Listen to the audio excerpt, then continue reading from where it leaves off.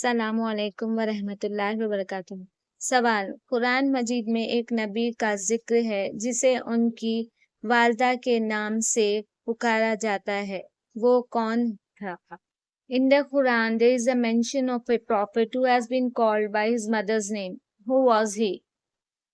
جواب: حضرت عیسیٰ علیہ السلام کو ابن مریم کہا جاتا ہے۔